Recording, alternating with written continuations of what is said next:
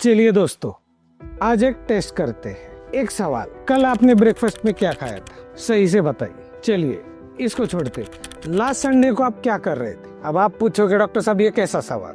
चलिए पहले सवाल खत्म करते फिर बात करते। तीसरा सवाल, कभी ऐसा हुआ है आप किसी रूम में गए हो और रूम में पहुंच के भूल गए, अरे मैं क्या लेने गया था, मुझे क्या चाहिए था? या कभी ऐसा हुआ है अचानक आपके सामने कोई व्यक्ति आया है, आप जानते हो, पहचानते हो, लेकिन अचानक आपको उसका नाम नहीं याद आ रहा है? अगर ये कभी कभार होता है तो ये नॉर्मल हो सकता है, लेकिन अगर ये बात रिपीटेडली हो रही है, हो सकता है सर्कमस्टांसेस, सिचुएशन, कंडीशन अलग हो, लेकिन अगर बार बार ऐसा हो रहा है जहाँ पे आप ब्रेन फॉग फील कर रहे हो और तुरंत कनेक्ट नहीं हो पा रहे हो और तुरंत रियलाइज नहीं हो पा रहे कि यार मुझे क्या कहना था, मुझे क्या बात पूछनी थी, तो समझ लीजिए आपका ब्रेन आपसे मदद मांग रहा है और ये कोई निगलेक्ट करने वाली बात नहीं है। क्योंकि अगर आज की डेट में देखने लगे तो वो आमिर खान की जो मूवी के अंदर दिखाया गया था कि उसको याद नहीं रहता, लेकिन आज की डेट में शॉर्ट टर्म मेमोरी लॉस ये बहुत आम और कॉमन सी बात हो गई है।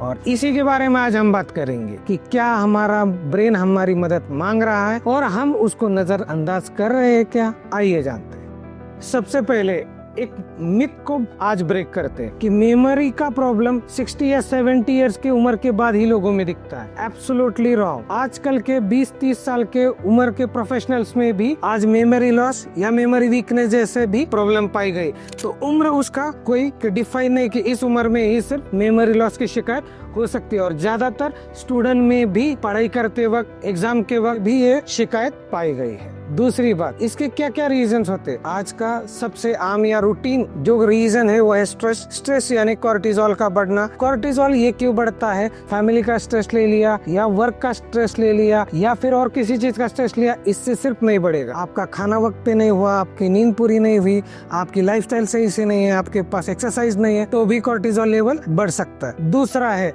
Lack of sleep. याद रखें 7 से 8 घंटे की नींद बहुत जरूरी है। वजह है आप जब सोते हो तो ब्रेन को ब्लड सर्कुलेशन अच्छा मिलके, एंटीऑक्सीडेंट मिलके वो दिन भर यूज करने लायक उसकी एक कैपेसिटी बनती है। जैसे आपके शरीर को एक रेस्ट की आवश्यकता, वैसे आपके ब्रेन को भी एक रेस्ट की आवश्यकता। बहुत सारे पेशेंट्स या प्रोफेशनल्स कहिए रात को 3-3, 4-4 बजे तक नेसेसरी हो तो भी जागते हैं, अननेसेसरी हो तो भी जागते। नेसेसरी हो तो कभी कभार हो सकता है, लेकिन दैट डजंट मीन कि आप उसको हैबिट बना ले। तीसरी बात, एक अच्छा न्यूट्रिशनल डाइट। याद रखिए बॉडी के वेट के 2% सिर्फ ब्रेन का वेट है, लेकिन वो 20% एनर्जी बॉडी की कंज्यूम करता है। अगर उसको B12, D3 से भरे हुए या अदर विटामिन से भरे हुए खाना या न्यूट्रिशियस स्टफ नहीं मिलेगा तो वो सही से परफॉर्म नहीं करेगा, तो आपकी बीमारी यानी कि मेमोरी लॉस या फिर मेमोरी वीकनेस जैसी शिकायतें हो सकती है। अब आज के डेट का या आज के इस डिकेड का सबसे हॉट थॉट, स्क्रीन एडिक्शन।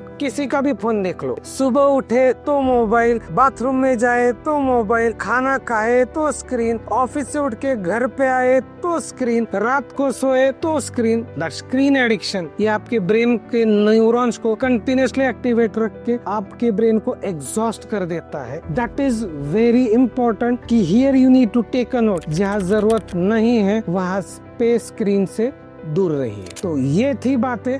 अब जानते हैं कौन सी वो टिप्स है जो आपको इससे दूर रहने के लिए मदद कर सकती है। सबसे पहली बात, अच्छी नींद लीजिए 7 से 8 घंटे तक। याद रखिए फिजिकल एक्सर्शन करने वाले से ज्यादा मेंटल एक्सर्शन वालों को नींद की ज्यादा जरूरत है। दूसरी बात, diet, simple food, fresh food, nutritious food, जिसके अंदर कंप्लीट फूड का साइकिल देखिए। Third important tip, seeds, nuts और ड्राई फ्रूट्स, इसको सोक करके मॉर्निंग में मिनिमम 50 to 70 ग्राम पर पर्सन अच्छे से च्यू करके जरूर खाइए। ये आपके बॉडी को, आपके ब्रेन को वो न्यूट्रिएंट देते हैं जो आपकी बॉडी के लिए एनर्जी बिल्डिंग ब्लॉक का काम करते हैं। नेक्स्ट टिप इज, एक बार नेचर में 30 मिनट का वॉक करना जरूरी। याद रखिए मुझे ये बात पता है कि आपकी लाइफ बहुत बिजी, लेकिन अभी हम छोटे छोटे टिप्स से इसको रिवर्स करने की शुरुआत कर रहे हैं। एंड सबसे इम्पोर्टेंट जो आज के इस डिकेड की बात है, मोबाइल एडिक्शन। कोशिश कीजिए कुछ नहीं तो बिना मोबाइल के हर 2 घंटे को 15 मिनट मोबाइल को साइड में कर दीजिए। जितना हो सके उतना अपना मन कहीं और लगाइए, बातें कीजिए, मैगजीन पढ़िए, गप्पे मारिए, हो सके तो मेडिटेशन कीजिए, हो सके तो वॉक कीजिए, और कुछ ना बने तो रेस्ट कीजिए, बट